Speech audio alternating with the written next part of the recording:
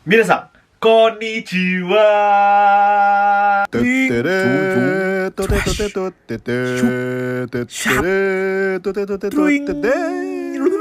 Oke, jadi kita semua tahu kalau misalnya akhir-akhir ini karena pandemi COVID-19 ini kita harus stay at home, kita harus social distancing dan sebagainya. Tapi sebenarnya kenapa sih kita harus melakukan hal itu gitu? Nah, sebenarnya hal-hal tersebut itu ada hubungannya dengan matematika. Jadi di video kali ini aku mau membahas hubungan COVID-19 dengan matematika. Oke, kita mulai dari pertanyaan. Kenapa sih kita harus social distancing?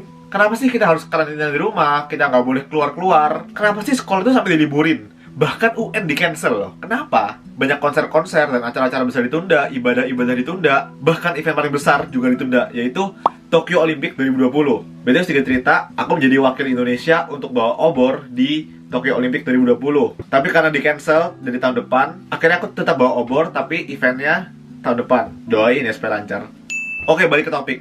Terus kita mungkin nanya, ini semua tuh gak lebay ya? Kenapa sih harus segininya? Emang gak bisa tuh orang-orang yang sakit aja dirawat di rumah sakit, yang sisanya ya keluar-keluar aja terserah gitu? Kenapa kita semua harus di rumah masing-masing? Nah, jawabannya ada di grafik ini. Jadi gini guys, kurva ini menunjukkan pola terjadinya suatu wabah penyakit. Sumbu X itu menunjukkan waktu atau durasi terjadinya suatu wabah, sedangkan sumbu Y itu menunjukkan jumlah kasusnya. Nah, kurva pertama itu menunjukkan penyebaran wabah yang rapid. Jadi penyebaran wabahnya itu cepat banget, sehingga banyak orang sakit dalam waktu yang singkat.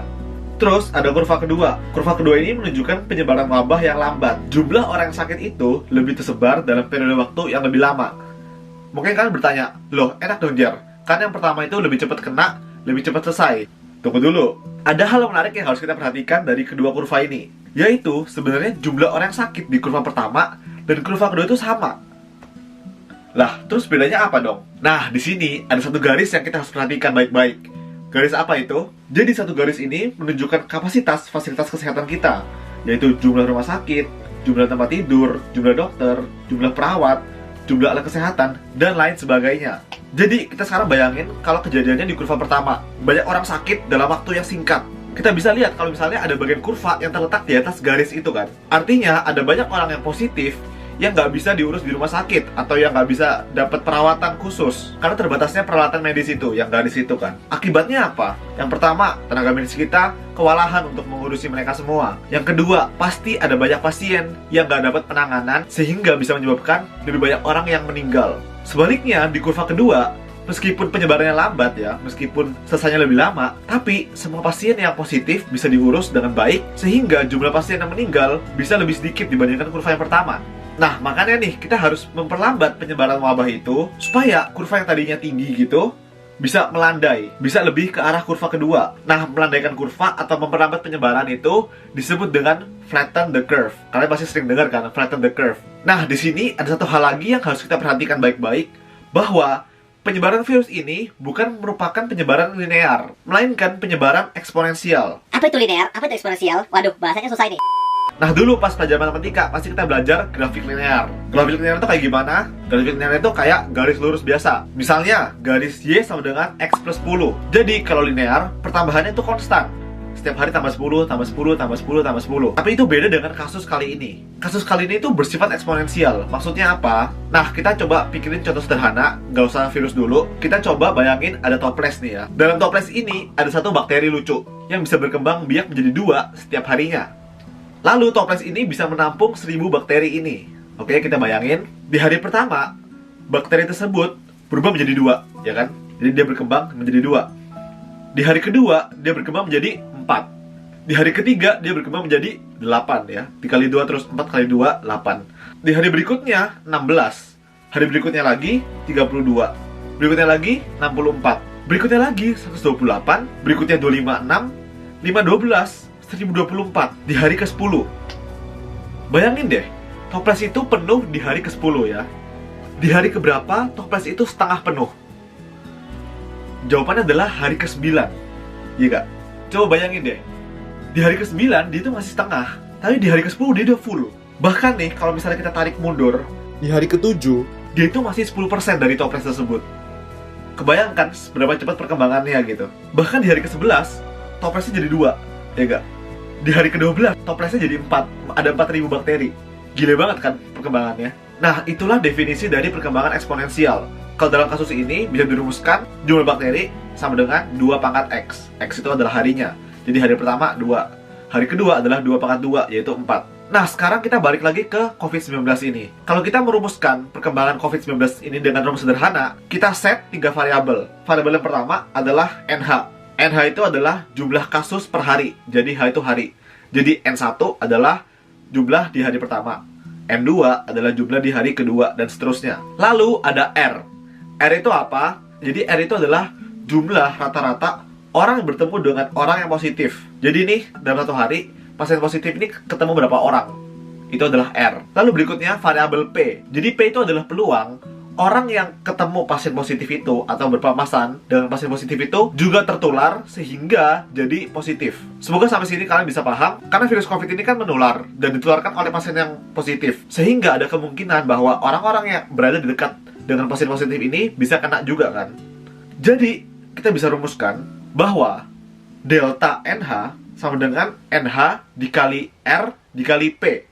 Nah, delta NH itu apa? Delta itu adalah perubahan, ya, dalam matematika atau dalam fisika itu adalah lambang dari perubahan. Jadi maksudnya adalah pertambahan orang yang positif dalam satu hari. Nah, artinya kita bisa bilang bahwa NH plus 1 sama dengan NH ditambah NH kali R dikali P. Jadi maksudnya apa? NH plus 1 adalah jumlah total orang positif di hari berikutnya sama dengan NH plus delta NH, ya kan? NH itu adalah orang yang positif di hari sebelumnya ditambah perubahannya. Nah, di sini perhatikan deh.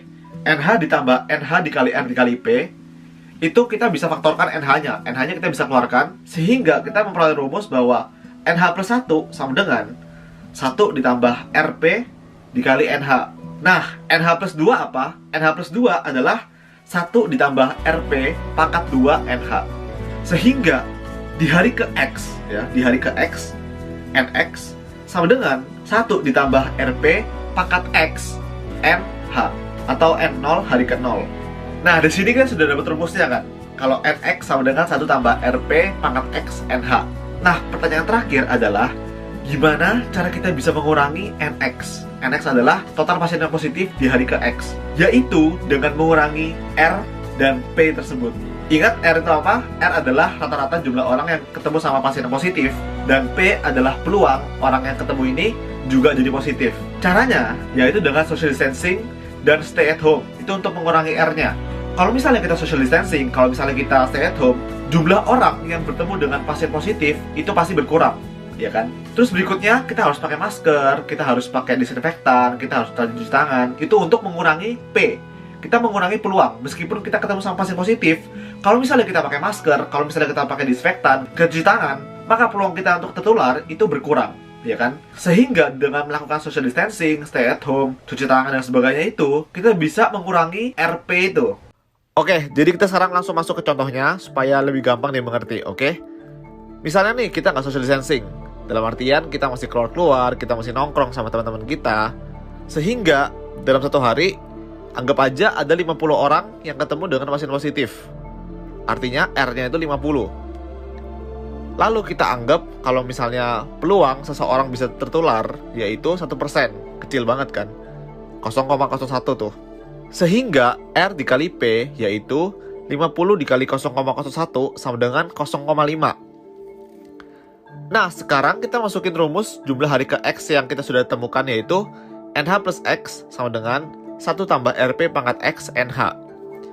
Kita misalkan jumlah pasien positif NH sudah ada 100 orang. Sehingga rumusnya menjadi NH plus X sama dengan 1 ditambah 0,5 sama dengan 1,5 dipangkat X dikali 100. Nah, misalnya kita ditanya nih, berapa jumlah orang yang positif di hari ke-14 atau 2 minggu setelah hari itu?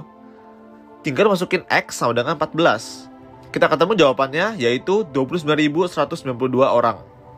Nah, sekarang kita lihat, kalau misalnya kita social distancing, dalam artian kita stay at home, kita nggak terlalu ketemu banyak orang, pasti jumlah orang yang bertemu dengan pasien positif berkurang dong, ya kan? Jadi, misalkan R-nya tadinya 50, jadi 10 orang. Dengan peluang yang sama, yaitu 0,01, R dikali P menjadi 10 dikali 0,01, yaitu 0,1. Kita masukin ke rumusnya dengan NH yang masih sama, yaitu 100. Jadi NH plus X sama dengan 1,1 pangkat X dikali 100. Nah, kalau ditanya hari ke-14 berapa, kita masukin, kita hitung, hasilnya adalah 379 orang.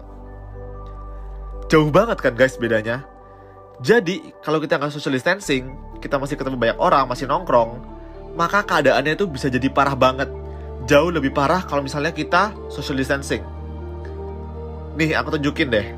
Kalau R kali P-nya berubah dikit aja, grafiknya itu akan berubah drastis. Lihat deh perubahan grafiknya. Jadi R kali P ini sangat-sangat sensitif, sehingga kita benar-benar harus berusaha menguranginya dengan cara social distancing, cuci tangan, pakai hand sanitizer, pakai masker, dan sebagainya.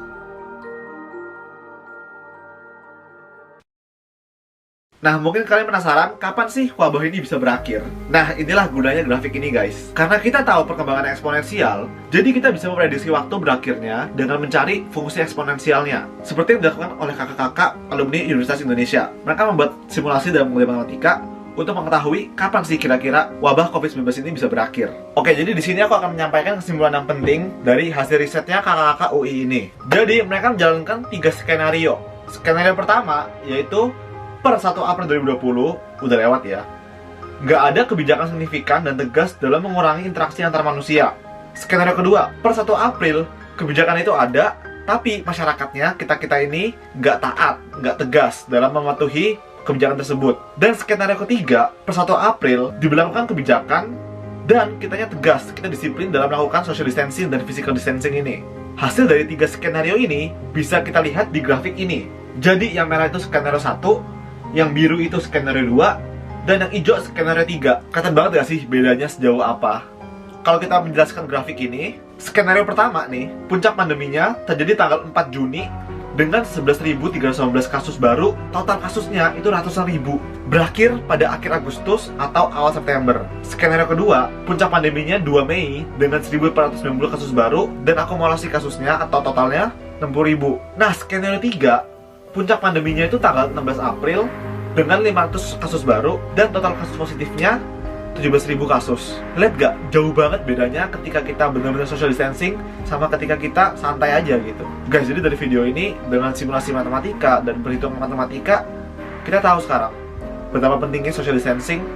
Dan ketika kita nggak melakukan social distancing, ketika kita semena-mena, hasilnya bisa separah itu guys. Kalau misalnya pandemi ini mau cepat selesai, kita sama-sama taat peraturan, kita disiplin, kita semua punya peran yang penting. Kita semua, bukan cuma pemerintah, bukan cuma tugas medis, kita sendiri ini punya peran yang penting. Dan kita bisa menjadi pahlawan dengan cara tinggal di rumah. Dan buat kita semua yang punya rezeki berlebih, ada banyak banget orang yang sudah menggalang dana, kita bisa mendonasikan beberapa uang kita untuk membantu orang-orang yang kalau misalnya mereka nggak keluar atau nggak kerja, mereka nggak bisa hidup. Ayo kita berjuang bersama-sama untuk bisa melawan pandemi ini. BTW guys, kalau misalnya kalian masih mau belajar lebih lagi tentang materi eksponen dan juga eksponensial ini, kalian bisa belajar lebih lanjut di aplikasi Zenius di kelas 10 Matematika Peminatan. Atau misalnya kalian penasaran dengan virus dan sistem imun tubuh manusia, kalian juga bisa belajar di app Zenius. Materi tentang virus ada di kelas 10 dan materi tentang sistem imunitas ada di kelas 11. Oke, jadi begitulah pentingnya social distancing dan juga pentingnya kita menjaga kesehatan kita untuk mengurangi penyebaran COVID-19 ini. Mari kita terus sama-sama berdoa dan juga mengingatkan teman-teman kita untuk social distancing dan menjaga kesehatan sehingga wabah COVID-19 ini dapat selesai dengan secepatnya. Oke, jadi semoga video kali ini bermanfaat dan silakan share video ini, semoga semakin banyak yang bisa mendapatkan manfaatnya. Buat kalian semua yang sudah menonton, arigatou gozaimashita. Ja, mata ne, mantapu, jiwa.